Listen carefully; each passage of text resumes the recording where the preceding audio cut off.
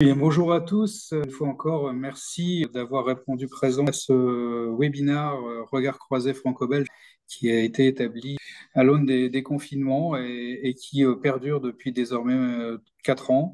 Et aujourd'hui, nous allons avoir le plaisir d'accueillir des spécialistes de la sécurité pour parler d'un sujet qui en entreprise est prégnant. Je vais prendre 3 minutes pour me présenter. Je suis directeur du patrimoine et des services généraux d'une grande école d'ingénieurs sur l'île. Je viens d'y être nommé. Auparavant, je travaillais dans un autre secteur de l'éducation. Par ailleurs, je suis également le vice-président de l'IDET Hauts-de-France. Donc, c'est à ce titre que je mène le regard croisé avec Tania Barella, qui a initié ce projet il y a désormais 4 ans et avec qui nous avons grand plaisir à établir ce partenariat. Aujourd'hui, nous accueillons ces spécialistes de la sécurité. Je vais laisser à chacun l'opportunité de se présenter en quelques mots. On va laisser dans un premier temps la parole à Jonathan. Bonjour à tous, mon nom est Jonathan Frenet, je suis directeur de la sécurité, la partie crisis et continuité pour les sites de GSK en Belgique. Et GSK, c'est une grande entreprise biopharma qui produit des vaccins en quantité sur nos sites belges. Merci Jonathan. Pour respecter la parité, on va laisser la parole à Nicolas. Bonjour à tous, Nicolas Carrier, je suis directeur d'agence chez Securitas. Je travaille pour Securitas depuis 25 ans et j'ai un parcours interne où j'ai démarré ma carrière en qualité d'agent de sécurité. Très bien. Vincent. Bonjour à tous. Pour ma part, je suis Facility Manager pour la Loterie Nationale et également président du CA de Belfa. Donc, je travaille avec Tania et Muriel pour promouvoir le métier du Facility Management en Belgique, ce qui est une vraie passion. Bon, mais bien merci. Alors, comme nous n'avons pas eu de panélistes français en suffisance qui se soient sentis à l'aise sur le sujet, je ferai le candid dans la matière sur les aspects d'exploitation de la sécurité. Donc, je joue deux rôles ce matin. C'est un défi à relever. Je le prends et j'espère satisfaire aux questions de tous. N'hésitez pas à poser vos questions sur le chat et comme je lis en même temps que je parle, je fais des fautes d'orthographe, donc ne m'en tenez pas rigueur. La pause n'est pas une pause déjeuner. Nous allons commencer par une première question qui se voudra généraliste, mais qui va éclairer un petit peu tout le monde sur le sujet. Et je vais la poser à Vincent dans un premier temps. Comment les entreprises de part et d'autre de la frontière s'organisent pour gérer les aspects de prévention, parce que en matière de sécurité, rien ne vaut la prévention. Effectivement, donc quand on parle de prévention, donc je pense principalement à la santé, à la sécurité au travail. Donc on va évidemment parler de la prévention des risques professionnels. Il faut savoir qu'en Belgique, je pense qu'il y a le Code du travail en France. En Belgique, c'est la loi du 4 août 96 sur le bien-être. Et donc, dans cette loi, il est clairement spécifié toute la structure, la démarche à organiser au sein des entreprises. On parle d'un comité pour la prévention, c'est le CPPT. Les membres se réunissent au minimum une fois par mois et évoquent tous les aspects de sécurité santé, les analyses de risque, l'organisation des actions qui sont tenues. Alors, les acteurs chez nous, enfin en Belgique, on distingue des acteurs internes et des acteurs externes dans la prévention. Vous avez l'employeur, évidemment, les représentants des employés, le syndicat. Il y a le service de lutte contre l'incendie, donc des gens qui sont formés à l'incendie, et les sécuristes. Il y a des personnes de confiance pour tout ce qui touche aux aspects plus psychosociaux.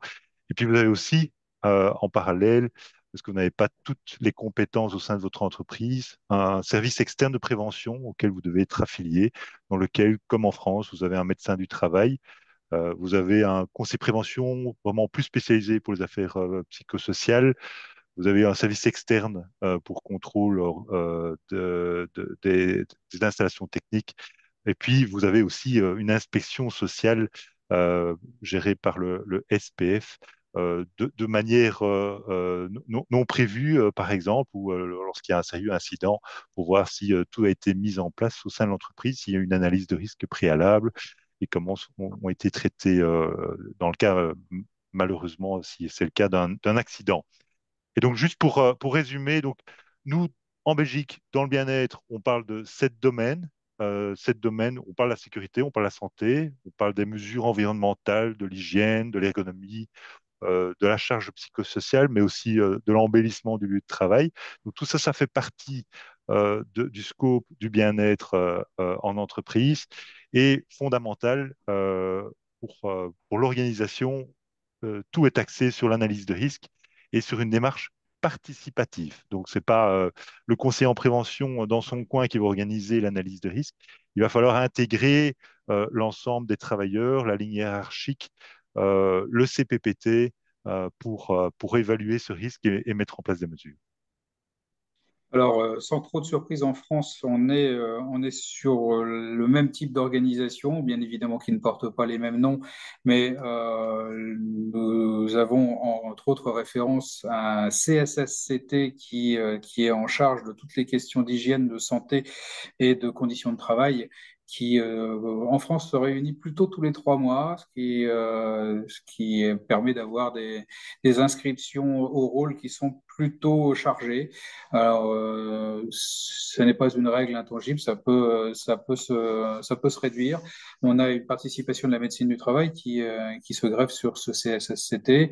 Et puis, par ailleurs, nous avons un certain nombre d'organismes de sécurité, ne serait-ce que des commissions de sécurité dans les ERP, des organismes de contrôle bâtimentaire qui viennent bien évidemment vérifier et contrôler périodiquement ce genre de situation. Euh, les fonctions sont les mêmes, les noms peuvent varier. Je ne sais pas si Nicolas, tu as des sujets complémentaires à apporter à ma réponse pour le côté français. Non, pas sur cette partie-là. Très bien. Euh, Je pense que, puisqu'on vient d'aborder les différents organismes qui nous permettent de rencontrer, de traiter, d'analyser ces risques, je voudrais tout de suite porter un œil sur la formation à la sécurité qui est réalisée. Euh, la formation en sécurité en Belgique s'organise comment? Est-elle obligatoire? Est-elle sur un statut de volontariat? Euh, Vincent, Jonathan, à votre choix. Si on parle des aspects plutôt prévention, incendie et autres, là je propose de laisser Vincent répondre. Sur les aspects peut-être formation plutôt sûreté, là je peux prendre. Très Ok, bien. bah, Alors, je vais Vincent. rapidement démarrer, du coup, merci Jonathan. Bah, effectivement, hein, donc il y a une obligation dès l'entrée en fonction du travailleur, lors de l'embauche, en fonction des risques spécifiques de l'entreprise ou des évolutions de la réglementation, oui, il y a obligation. Il y a une formation de base, déjà formation à l'accueil du nouvel employé qui démarre en entreprise. On va parler évidemment des risques généraux, dont l'incendie. Ce travailleur qui est son jour 1, il doit au moins comprendre où est le point de rassemblement dans le cas d'un incendie, qui sont les personnes clés dans l'entreprise en cas d'urgence. Donc ce genre d'information est fondamental. Mais alors, bien sûr, il peut y avoir des formations spécifiques en fonction des risques liés aux machines, aux produits chimiques, aux risques électriques, etc. Donc il faut être, par exemple, BA4 ou BA5 pour rentrer tout dans l'univers de l'électricité en basse tension, même ou en haute tension. Donc, tout ça, c'est bien réglementé dans cette fameuse loi du 4 août 96. Donc, il y a des habilitations à avoir. Et puis, pour ce fameux conseiller en prévention, il y a une formation, une certification d'abord. C'est une certification qu'il faut avoir. Moi-même, je suis niveau 2 en fonction du type de risque dans l'entreprise et en fonction du nombre d'employés. Donc en dessous de 1000 personnes, niveau 2 suffit. Niveau 1, si vous êtes à plus de 1000 personnes, où le risque est plus accru, du style un environnement nucléaire, par exemple, un peu d'actualité. Et donc, il y a aussi, en plus de ces formations, il y a également une obligation de recyclage, ces formations sur tout ce qui touche à la prévention. Et D'accord. Concernant peut-être la partie sûreté, donc en termes de sûreté, il n'y a pas réellement d'obligation légale, sauf pour certaines entreprises, des entreprises notamment qui sont considérées comme des infrastructures critiques, par exemple dans le domaine aéroportuaire, pour pouvoir rentrer dans la zone où vont les avions, il y a des formations obligatoires, des contrôles des antécédents obligatoires et dans certains domaines aussi des habilitations de sécurité qu'il faut obtenir auprès de la sûreté de l'État, qui donc fait une enquête sur vous. Par contre, pas mal d'activités qui concernent justement, par exemple, le contrôle d'accès, sont des activités qui sont réservées à des personnes qui ont reçu une formation d'agent de gardiennage. Et donc là, Nicolas pourra sans doute facilement faire le parallèle avec ce qui est fait en France, mais donc tout le monde ne peut pas dire je vais faire un contrôle d'identité à l'entrée de mon site. Les personnes qui peuvent le faire sont des personnes qui sont habilitées par le ministère de l'Intérieur après avoir suivi une formation, avoir eu un contrôle des antécédents et s'être fait délivrer une carte ministérielle leur permettant de faire certaines activités de sécurité dans les entreprises privées ou les administrations.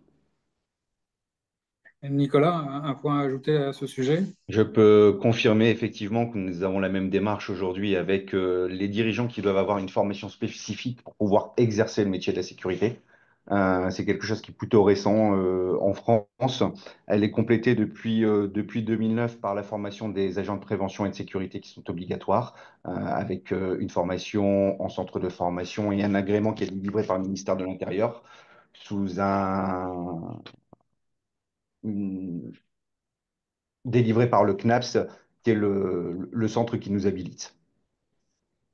Et effectivement, D'accord. ça nous permet de faire un certain nombre de contrôles et de travail sur la partie sûreté.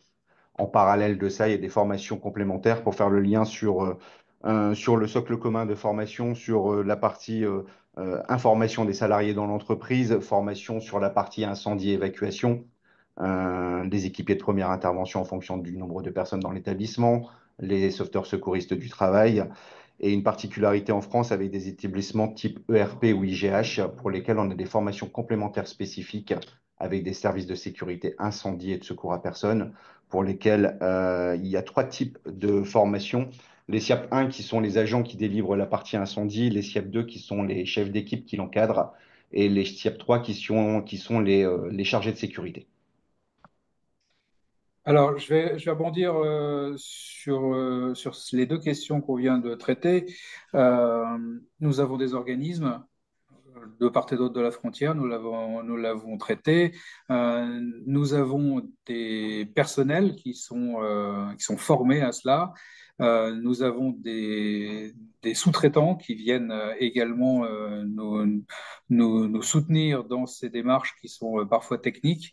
Moi, j'aimerais tout de suite aborder un sujet plus social. Comment est-ce qu'on parvient à sensibiliser les salariés d'une entreprise à de la sécurité? Nicolas, par exemple. Alors, pour les sensibiliser, déjà, il va falloir que tout le monde puisse prendre le sujet et en premier lieu nos dirigeants. C'est-à-dire que si on va avoir une information, une sensibilisation à la sécurité, c'est-à-dire avoir une culture de la sécurité dans l'entreprise, ben, il faut que ce soit pris au plus haut niveau de l'entreprise.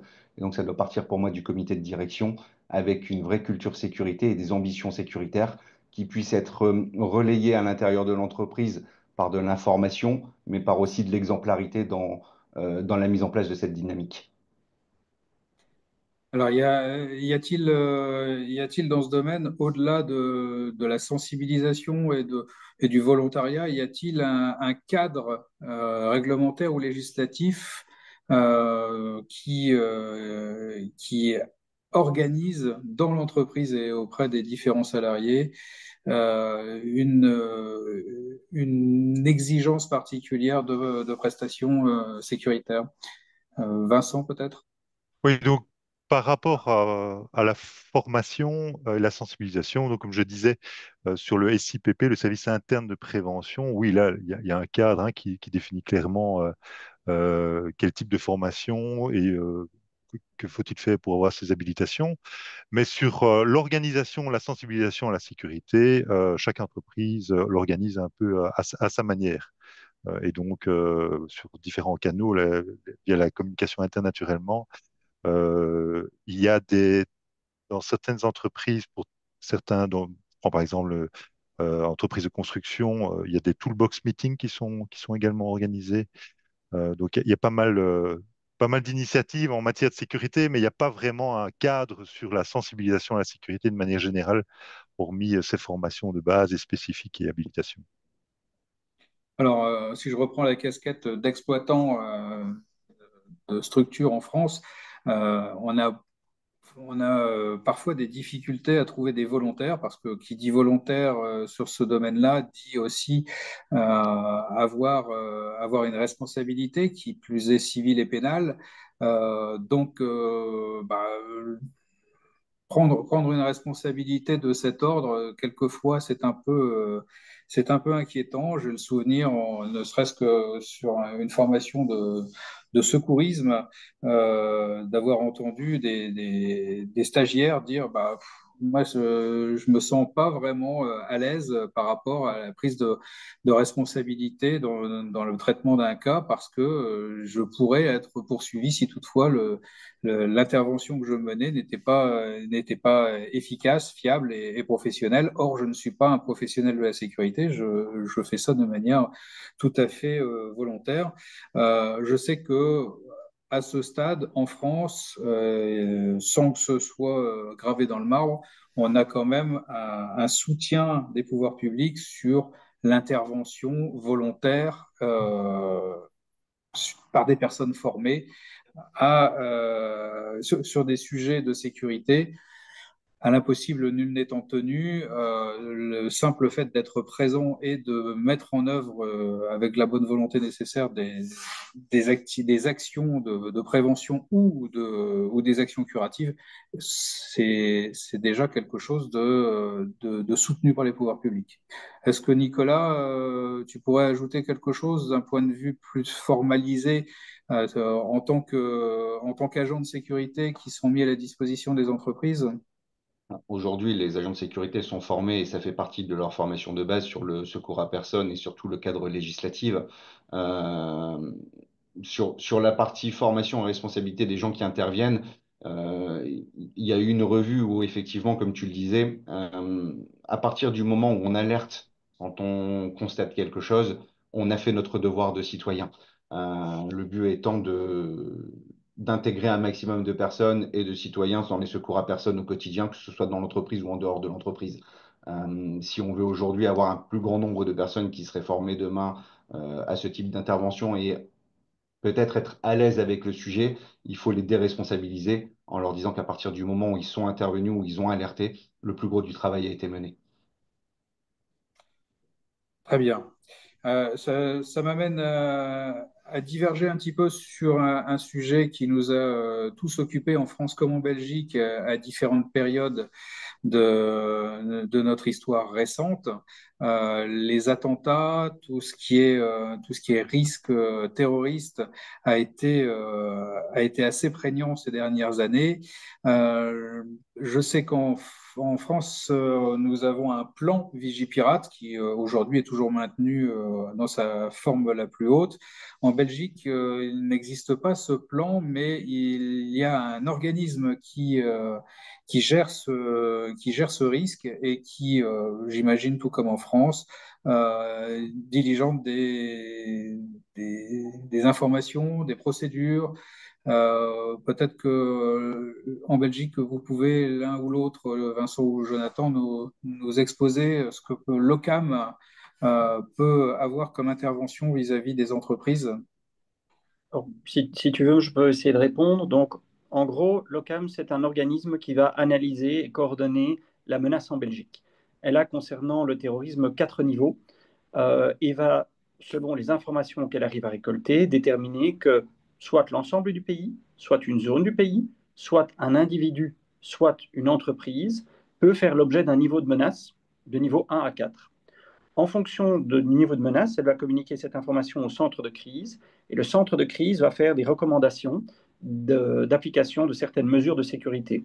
Donc on pourrait tout à fait avoir le pays qui est en niveau 2 de menace, mais par exemple les aéroports ou une entreprise spécifique qui est en niveau 3.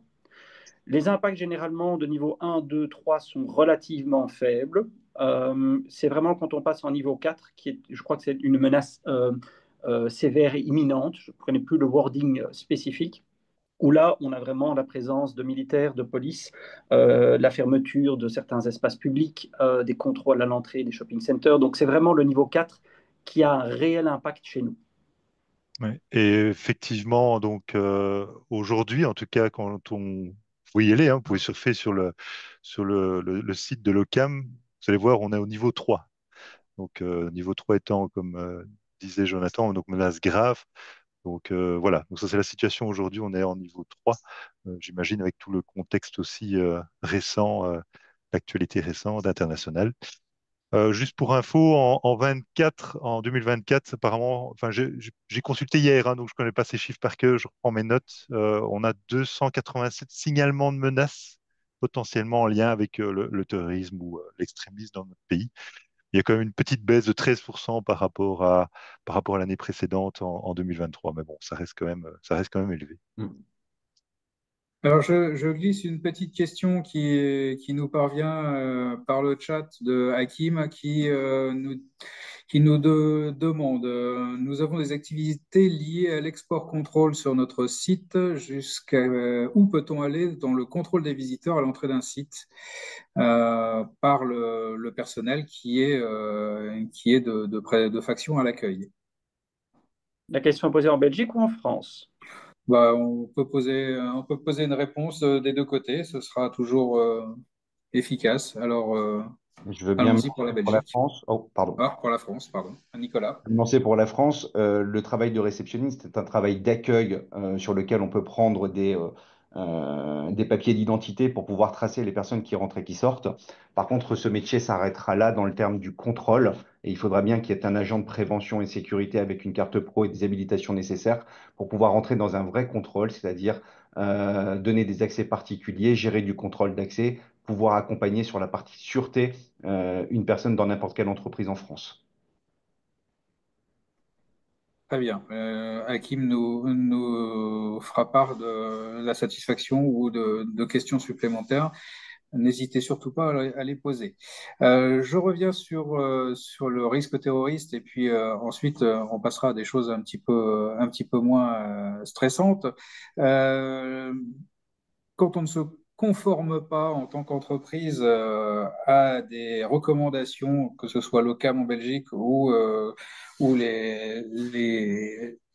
les principes de sécurité qui sont véhiculés par Vigipirate, euh, qu'est-ce que risque l'entreprise a priori ou a posteriori? Peut-être qu'en Belgique, vous avez quelque chose de formalisé sur la question. Vraiment, quelle est la situation à laquelle on s'expose à rester passif face au risque? Alors, pour moi, il faudrait qu'un pouvoir compétent légifère. Donc, imaginons que le centre de crise fasse une recommandation, la province, la commune, donc un certain niveau de pouvoir peut légiférer par un arrêté royal, un arrêté communal. À défaut d'avoir un arrêté royal ou communal qui devient donc une législation à suivre, je pense que c'est uniquement en cas d'incident le défaut de prévention qui pourrait être reproché à l'entreprise de ne pas avoir appliqué certaines mesures qui étaient recommandées. Et donc, si une personne a subi des dommages par un défaut de prévention, là, je pense que c'est un tribunal compétent qui pourra juger si l'entreprise a une responsabilité par le fait de ne pas avoir, par prévoyance ou prévention, mis en place les mesures conseillées. Très bien. Pour la France, étant en première ligne en tant que directeur de l'immobilier et des services généraux d'un établissement d'enseignement, nous avons des degrés de sécurisation nécessaires. Alors, ça passe par de l'affichage, ça passe bien évidemment par de la vigilance, par un contrôle accès des entrées-sorties, un contrôle accru, pardon, des entrées et des sorties. Euh, à l'impossible, nul n'étant tenu, ce n'est pas notre métier initial que de faire de la sécurité. Néanmoins, cette vigilance, elle est absolument impérative a priori. A posteriori, bien évidemment, comme partout, dès que l'on constate un manquement, bien évidemment, nous sommes assujettis à des risques judiciaires sur des poursuites du fait du manquement enregistré. Est-ce que Nicolas, tu as un peu d'arguments à ajouter à ma réponse? Le Code du travail, tout simplement, qui stipule que l'employeur a l'obligation de prendre les mesures nécessaires pour assurer la sécurité et protéger la santé physique et mentale des travailleurs. Qu'à partir de là, on est responsable de tout et de mettre en tout cas tous les moyens nécessaires pour protéger les salariés. Il y a un Parfait. certain nombre d'items obligatoires, PDP, documents uniques sur les risques liés à l'activité et toutes les mesures nécessaires qui peuvent être mises en place pour garantir la sécurité de nos travailleurs. Merci pour cette précision. Je vais revenir à des choses un petit peu plus factuelles et organisationnelles, puisque ça touche pour le coup tout le monde en la matière. Euh, et je vais poser la question à Jonathan dans un premier temps.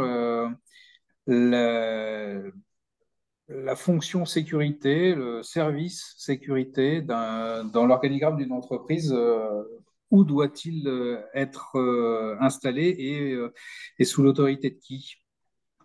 Alors, je vais prendre plutôt vraiment la partie sûreté que la partie sécurité au sens plus large. Donc, pour moi, dans les organisations que j'ai pu voir ces dernières années, il y a trois modèles.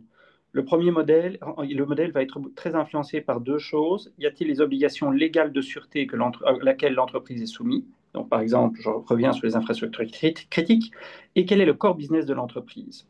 Donc, dans une entreprise, par exemple, comme une entreprise qui fait des cartes de crédit, qui en fait vend des solutions IT, très souvent, le service sûreté va être relié à tout ce qui est cyber et donc tout ce qui est IT. Dans des entreprises qui font plutôt du manufacturing, ça va être le département environnement, santé, en Belgique on appelle souvent ça EHS, c'est Environnement, Health and Safety. Et dans des entreprises qui sont plutôt des entreprises de services dont le footprint est principalement des espaces de bureau, c'est très souvent le service Facility qui reprend l'organe sûreté. D'accord. Pour la France, effectivement, dans le tertiaire, c'est effectivement l'environnement de travail, Facility Management, qui a la main sur la sécurité. Je prends l'exemple de notre école d'ingénieurs. J'ai en charge l'EPC sécurité avec des gens formés sur la question et en sous-traitance des agents de sécurité qui sont mobilisés soit sur du continu, soit sur des opérations un petit peu spécifiques. J'entends bien également que sur d'autres des activités entrepreneuriales plutôt orientées techniques ce qu'on appellerait en France du Céveso, on est, euh, on est effectivement sur d'autres domaines et on a un service dédié dans un département spécifique en sécurité. Nicolas, quelque chose On va à en ajouter rattacher par rapport à au ça? comité de direction pour avoir une grosse culture sécurité sur ces sites un peu spécifiques. Très bien. Euh, Ce département sécurité, peut-on en lister les composantes clés? Alors, moi, je vois deux composantes clés que tous les départements sûreté, en tout cas, devraient avoir. C'est la partie, effectivement, organisation et sécurisation physique, avec généralement un prestataire de service qui est habilité par le ministère de l'Intérieur pour tout ce qui est sécurisation du site.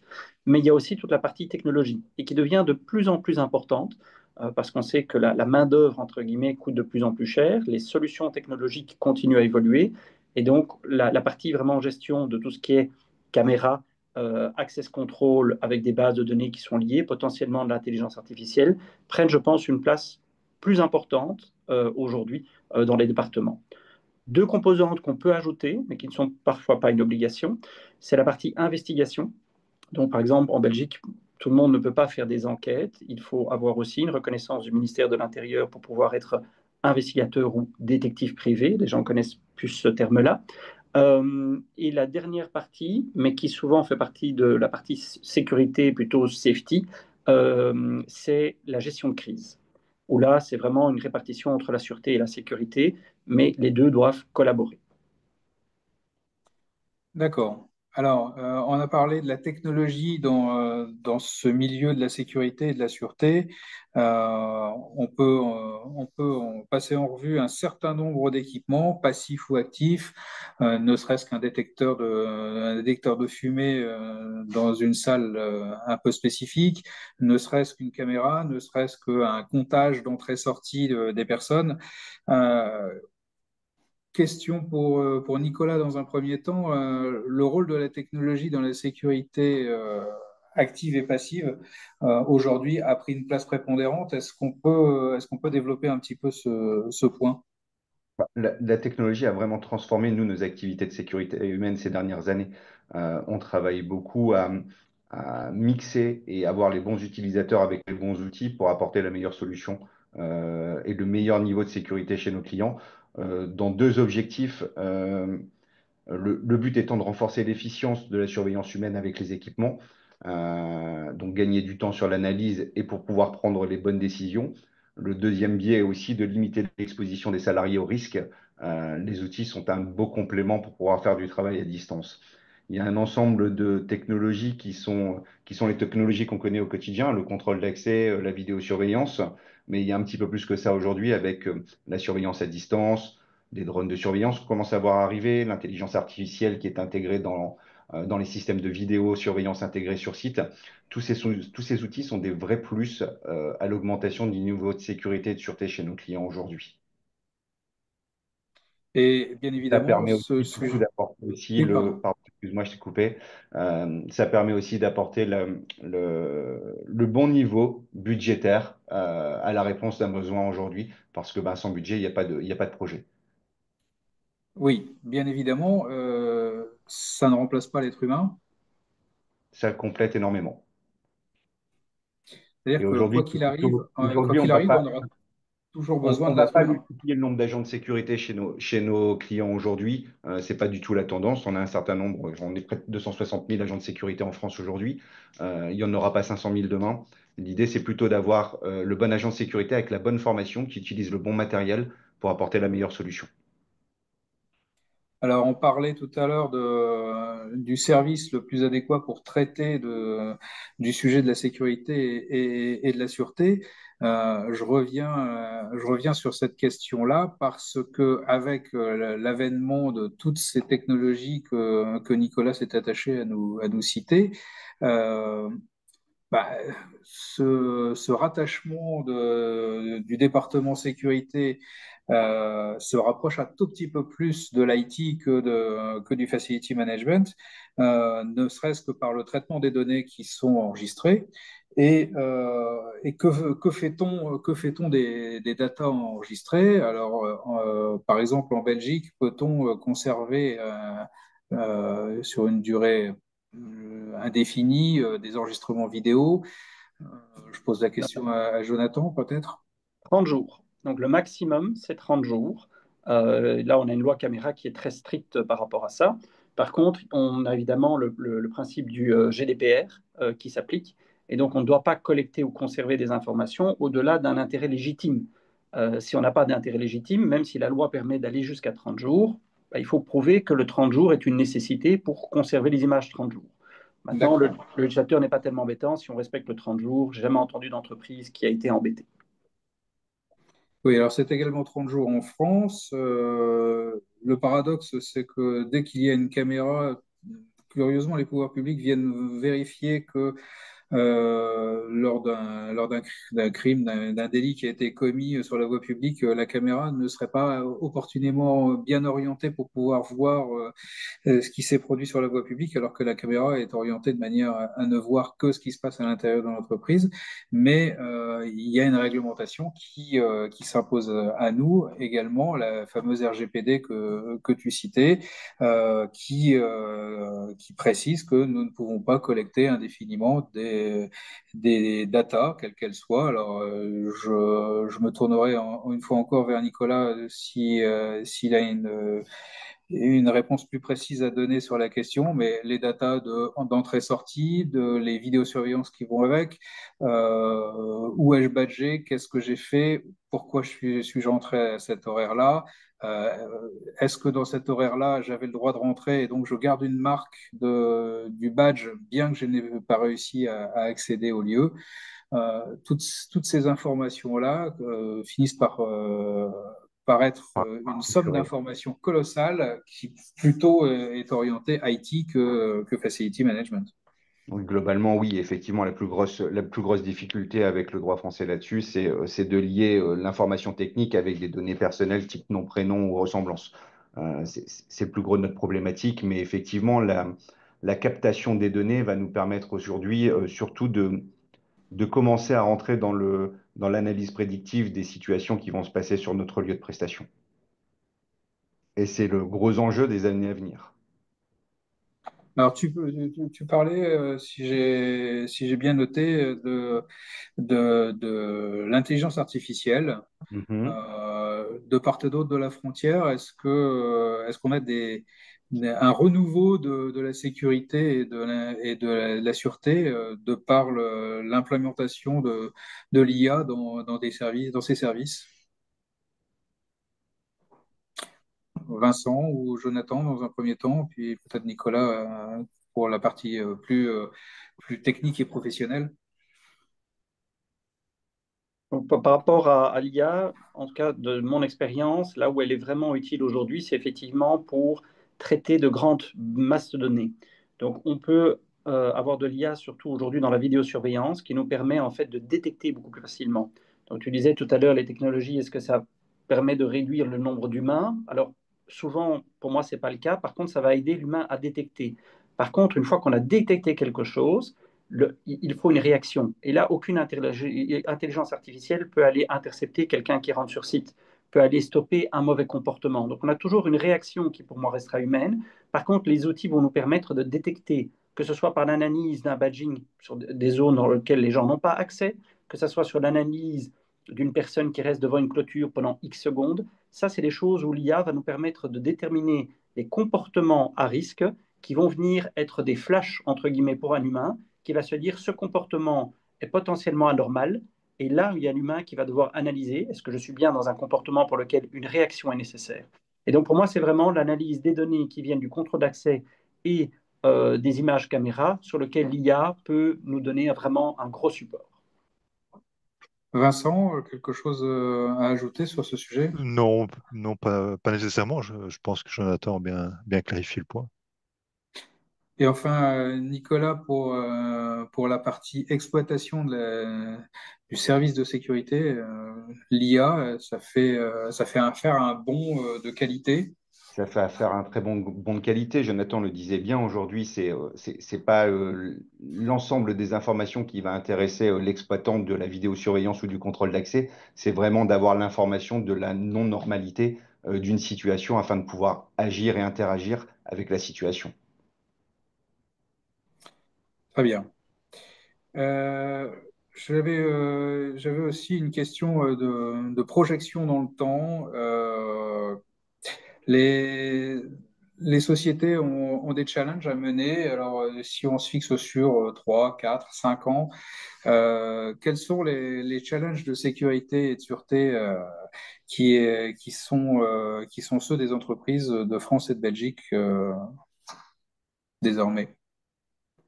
Alors, moi, je vais peut-être commencer. Donc, pour moi, il y a plusieurs choses. On est dans une période où, au niveau réduction des coûts, on essaye de travailler dans la plupart des entreprises que je connais sur une réduction des coûts des services supports, donc des services qui ne produisent pas de valeur. Le service sûreté ou sécurité, généralement, ne produit pas directement de la valeur.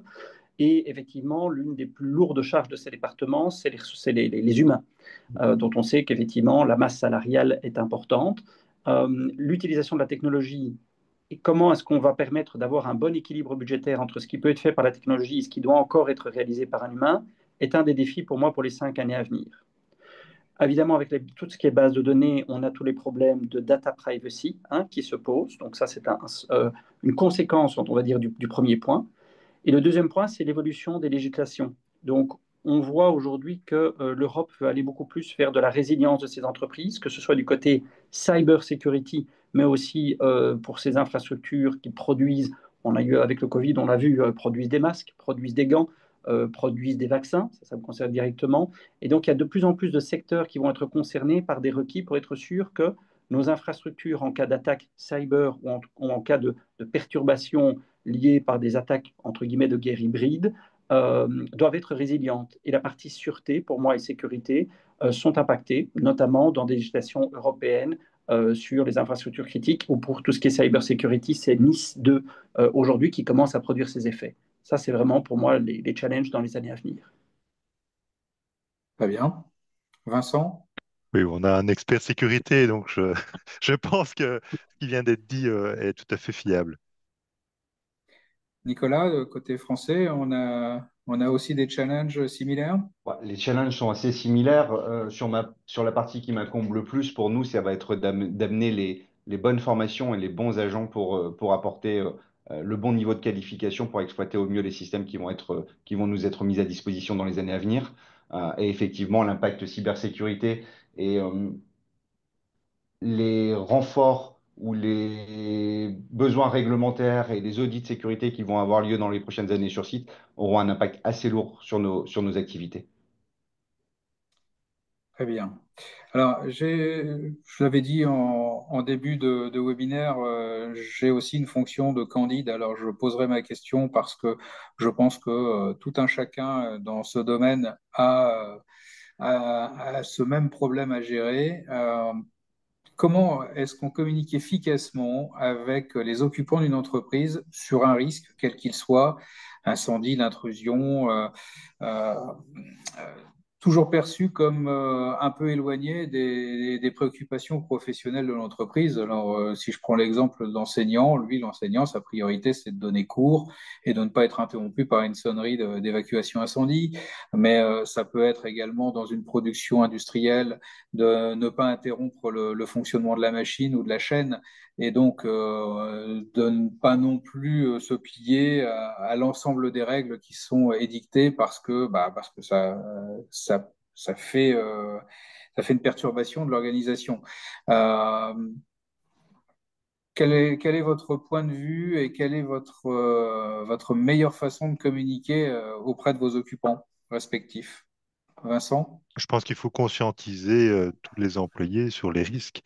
Euh, c'est une démarche vraiment collective qu'on veut mettre en place dans toutes les analyses de risque. Donc, euh, comme je disais tout à l'heure, vous avez l'employé qui démarre son premier jour jusqu'à celui qui est là depuis 30 ans dans l'entreprise. Ben, ils vont participer à cette même démarche commune, quoi, hein. Donc voilà, donc ça me semble fondamental.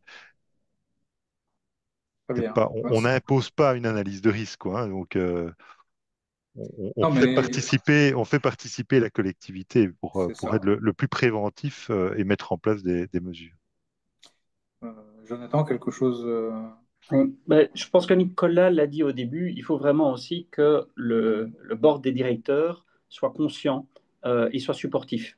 Pourquoi? Parce que par exemple, si on veut mettre une formation obligatoire, que ce soit pour un autre comme nouveau collaborateur, mais peut-être un refresh des règles en cas d'incendie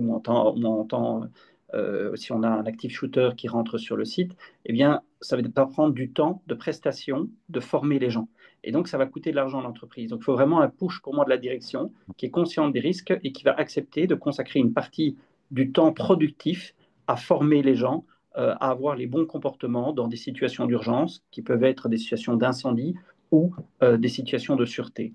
Par contre, il y a quand même une obligation, en tout cas en Belgique, concernant l'incendie, c'est qu'on est obligé de procéder à un exercice d'évacuation annuel. Donc, c'est déjà, entre guillemets, le législateur qui pousse à cette obligation de tester ces systèmes et d'évacuer son personnel une fois par an pour chacun des bâtiments qui existent. Très bien. Nicolas, en tant que Pour notre partie aujourd'hui, prestataire. on prend le temps surtout de former nos personnels à accompagner les gens qui ne sont pas du métier pour donner du sens sur les risques sécuritaires. Et faire un peu de pédagogie parce que c'est par la pédagogie qu'on va arriver à porter la bonne culture dans l'entreprise. Très bien. On arrive à la fin de nos questions. Je vais me pencher un petit peu du côté du chat, voir les dernières questions de nos auditeurs. J'ai encore Hakim qui pose une question, le bon élève de la journée, mais n'hésitez pas à en saisir d'autres.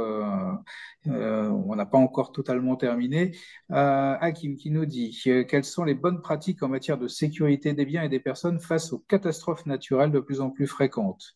Comment s'y préparer efficacement, préparer les infrastructures, le personnel, les systèmes, minimiser les risques et garantir une réponse rapide en cas d'urgence. Tout un programme.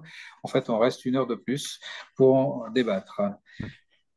Je voudrais juste introduire sur de nouveau le côté plus législatif, obligation. Donc, on doit mettre en place un plan interne d'urgence au sein de l'entreprise.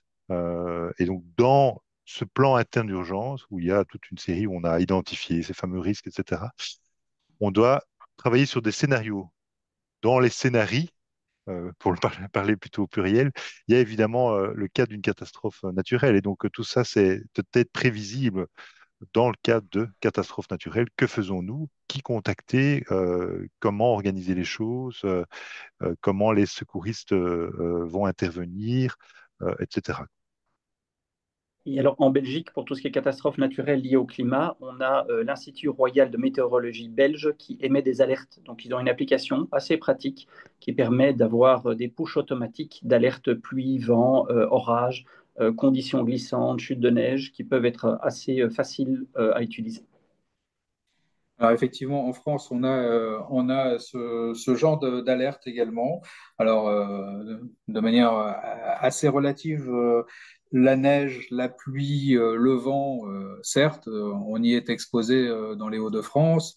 Euh, on est un petit peu moins exposé au risque sismique, encore que il me semble bien qu'il y a une faille au-dessus de la région de Tournai, qui de temps en temps nous fait un petit peu trembler les verres dans les étagères, mais qui n'est pas le risque de la faille de San Andreas, loin s'en faut. On va extrapoler un petit peu sur des régions du littoral. On n'est pas à l'abri d'une subduction marine. Alors, un tsunami peut-être pas, mais ce risque-là, lui, d'invasion maritime, il a déjà été enregistré par le passé. Euh, ces phénomènes-là sont traités d'une manière passive à chaque fois qu'on acquiert un bâtiment. J'imagine qu'en Belgique, c'est pareil. Dès que vous avez fait l'acquisition d'un bâtiment, on vous remet un dossier complet où on vous dit voilà les risques auxquels vous êtes susceptible d'être exposé. Et à partir de ce document, bah, vous avez à établir un registre sécuritaire qui en tiendra compte. Alors, je sais que chez nous, nous avons très régulièrement à remplir un dossier qui prend en compte des risques dont la survenance est extrêmement limitée, mais au moins on a traité l'information à un moment donné, et puis des survenances de risques beaucoup plus marquées. Alors, en ce moment, effectivement, c'est le risque attentat, mais ça a pu être par le passé des choses un petit peu plus catastrophes naturelles. Euh, les inondations, par exemple, qui sont survenues en France, par chance pas trop dans le Nord, un peu plus dans le Pas-de-Calais et dans la Somme. Mais ces sujets-là relèvent du plan de relève et de remise en route de l'entreprise quand la catastrophe survient. Nicolas, un sujet On ne sait pas trop mon domaine d'activité. très bien. En Belgique, des catastrophes naturelles récentes. Alors, j'ai pas en tête des sujets qui sont survenus, mais peut-être Jonathan. Oui, inondations. Donc, on a eu il y a environ 2 ans de très grosses inondations. On a du côté de Liège, à Verviers exactement, où on a eu des centaines d'habitations qui ont vraiment été balayées par les eaux. Donc, inondation est sans doute au niveau climatique le risque principal chez nous en Belgique. Alors, je pense que pour mettre en place ces bonnes pratiques, il faut aussi se référer aux compagnies d'assurance parce qu'elles sont en première ligne pour pouvoir glaner de l'information sur les sinistres qui sont survenus et pouvoir anticiper les risques à venir. Je pense que les bonnes pratiques viennent aussi de l'expérience malheureuse qu'on a pu avoir par le passé et de la façon de ne pas les réitérer. Eh bien, je pense qu'on arrive à la fin de notre webinaire. Je ne vois pas d'autres questions qui surgissent. J'espère que nous avons satisfait l'auditoire au niveau du sujet qui était de traiter de part et d'autre de la frontière la sécurité et si on pouvait considérer que c'était une priorité stratégique. Je vous laisse à chacun un mot de la fin et puis ensuite je repasserai la main et la parole à Tania pour conclure. Nicolas? Rien d'autre à ajouter. Le sujet était intéressant. Il pourrait être débattu pendant de longues heures, à mon avis, en fonction des différentes thématiques. Mais en tout cas, merci pour l'accueil aujourd'hui. Merci Nicolas. Jonathan? Non, effectivement, je pense qu'on a abordé des thèmes très larges qui pourraient être approfondis, mais ce n'était pas l'objectif aujourd'hui. Et ravi d'avoir pu participer. Merci Jonathan. Vincent? Oui, pour ma part, je voudrais juste insister sur la dimension bien-être qui me semble être le numéro un de, je veux pas dire la préoccupation, mais l'activité du facility manager en entreprise, dans lequel, bien sûr, vient se greffer tous les aspects de sécurité physique et de santé. Merci beaucoup Vincent. Eh bien, je ne saurais ajouter de détails supplémentaires. Effectivement, on en revient à notre activité principale, primordiale, qui est l'environnement de travail, qui a pour objectif de satisfaire nos occupants et nos usagers. La satisfaction dans la pyramide de Maslow passe surtout par la sécurité. C'était l'objet de notre webinaire du jour et merci à chacun d'avoir su répondre à des questions qui étaient pas forcément simples à traiter. Tania, notre hôtesse de webinaire franco-belge, l'organisatrice par excellence, te rend la main. Merci Marc, merci tout le monde. C'était très intéressant. Vous pouvez toujours nous envoyer encore des questions si vous avez à une ou d'autres personnes une question et nous on fait sorte que on le fait part à cette personne.